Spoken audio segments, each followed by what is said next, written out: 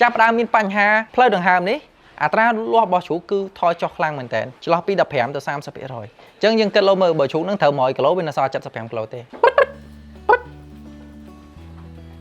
បាទអញ្ចឹងជាទូទៅនៅពេលដែលជ្រូកមានបញ្ហាតាក់ទងនឹងការក្អកជាទូទៅវាអត់ទៅចូលចិត្តស៊ីចំណីអាហារបើសិនជាវាធ្វើទុកខ្លាំងវាអត់សូវងើបឡើងមកស៊ីទេហើយបើស៊ីក៏ស៊ីតិចជាងគេជ្រូកផ្សេងវានឹងអត់ឲ្យជ្រូកហ្នឹងចូលស៊ីទេយើងមើលសកម្មភាពផ្សេងជ្រូកផ្សេងងើបឡើងមកហើយប៉ុន្តែជ្រូកដែលធ្វើទុកខ្លាំងនេះវាអត់ងើបឡើងមកស៊ីទេសបង្ហាញឲ្យឃើញថាជ្រូកដែលមានបញ្ហាទៅលើប្រព័ន្ធផ្លូវដង្ហើមឬក៏ជំងឺផ្សេងធ្វើឲ្យជ្រូកទាំងអស់ហ្នឹងអត់សូវមានចំណង់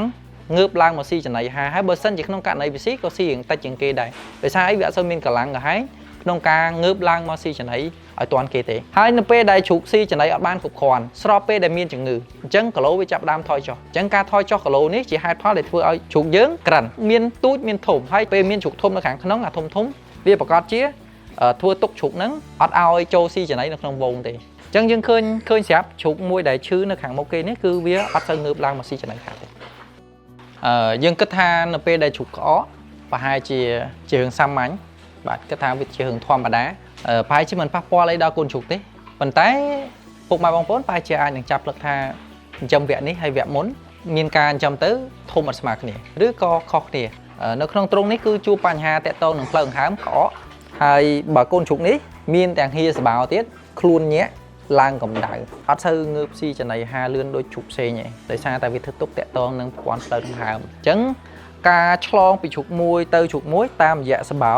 បាទតាមរយៈការលិតគ្នាតាមរយៈឆ្នោកនៅពេលដែល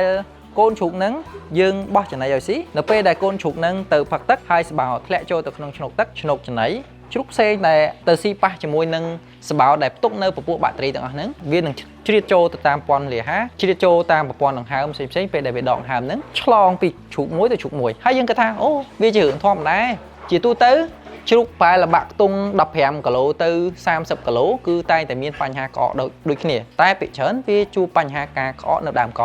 តែងតែហៅខ្លីៗថាក្អកព្រូនអញ្ចឹងពេលដែលនៅក្នុងដំណាក់កាលហ្នឹងគឺក្អកធ្លាក់មកចេញព្រូននៅជាដើមប៉ុន្តែចៃដន្យនេះវាមិនមែនជាបញ្ហាកើតចេញពីព្រូនទេគឺជាកត្តាដែលឆ្លងដោយពពួកបាក់តេរី Mycoplasma ជាដើមឬក៏ពពួកជំងឺផ្លូវដង្ហើមផ្សេងទៀតដែលធ្វើឲ្យកូនជ្រូកជួបបញ្ហាពេលដែលជ្រូកចាប់ផ្ដើមមានបញ្ហាផ្លូវដង្ហើមនេះអត្រាលូតលាស់របស់ជ្រូកគឺថយចុះខ្លាំងមែនទែនចន្លោះពី15ទៅ30%អញ្ចឹងយើងគិតលោមើលបើជ្រូកនឹងត្រូវ100គីឡូវានៅសល់75គីឡូទេយ៉ាងហោចណាស់ក៏ថយចុះ4-5គីឡូឯដែរហើយបើយើងគិតពីសេដ្ឋកិច្ចយើងខាតបង់ហើយ1គីឡូតែ$2ក៏យើងឃើញលុយដែរថាយើងខាតក្នុងមួយក្បាលប្រមាណហើយចុះបើយើងចិញ្ចឹមច្រើន50-60ក្បាល100ក្បាល200ក្បាលវាគីឡូចុះតាមហ្នឹងយើងខាតបង់ច្រើនមែនតើអញ្ចឹងហើយវិធីសាស្ត្រក្នុងការព្យាបាលទៅលើបញ្ហាជ្រូកដែលមានឆ្លងចូលនៃជំងឺផ្លូវដង្ហើមនេះ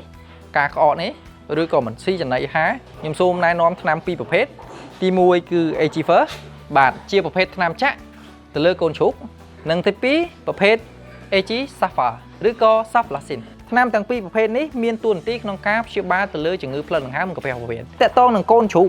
ដែលកំពុងតែមាននៅក្នុងទ្រុងនេះយើងអាចប្រើប្រាស់ Agisaflasin នេះដើម្បីដាក់លាយជាមួយក្នុងចំណីឬក៏ទឹកក៏បានការពារផ្សេងដែលមិនទាន់ជួបបញ្ហាហើយនឹងព្យាបាលទៅលើករណីកូនជ្រូកដែលកំពុងតែមានការឆ្លងនេះហើយនិងទី2យើងប្រើប្រាស់ប្រភេទ Agifer អញ្ចឹង Agifer នេះយើងយកទៅចាក់ក្នុងមួយសេសេ17គីឡូកូនជ្រូកអញ្ចឹងជ្រូកនេះតែបានចន្លោះខ្ទង់10-12គីឡូទេយើងអាចប្រើប្រាស់ប្រហែលជា0.6ទៅ0.8តាមការកណនីរូបមន្តថ្នាំណាក្រោយពេលយើងចាក់ហើយរយៈពេល3ថ្ងៃមានថាយើងចាក់3ថ្ងៃជាប់គ្នាការប្រើប្រាស់ថ្នាំជាមួយគ្នា3ថ្ងៃជាប់គ្នាជ្រុងជាយសម្រាប់ពុកម៉ែបងប្អូនដែលកំពុងតែជួបបញ្ហាទៅលើកូនជ្រូកដែលមានបញ្ហាក្អកហៀសម្បោក្នុងដំណាក់កាលពេលកំពុងផ្ដាច់ដោះនេះដាច់ខាតសូមកុំលាងទឹកធុងជ្រូកខ្លាំងពេកណាបើសិនជាក្នុងករណីលាងតែមួយជ្រុងណាមួយបានហើយដើម្បីឲ្យទុកប្រឡោះផ្សេងទៀតឲ្យស្ងួតល្អឲ្យជ្រូកដេកព្រោះធម្មតាជ្រូកដែលអត់ស្រួលខ្លួនវាទៅដេកកន្លែងសើមជ្រូកដែលស្រួលខ្លួនវាចូលចិត្តដេកកន្លែងស្ងួតអញ្ចឹងសម្រាប់ពុកម៉ែបងប្អូនកំពុងតែជួបបញ្ហាទាំងអស់នេះអាចតំណែងមកកាន់ Page Agifit និង Page មេត្តាភូមិចិញ្ចឹមសត្វយើងបានឬក៏តាក់ទងមកលេខទូរស័ព្ទរបស់ក្រុមការងារបច្ចេកទេសរបស់យើងក្រុមការងារយើងនឹងប្រឹក្សាយោបល់ជូនពុកម៉ែបងប្អូនដែលគិតថ្លៃសូមអរគុណ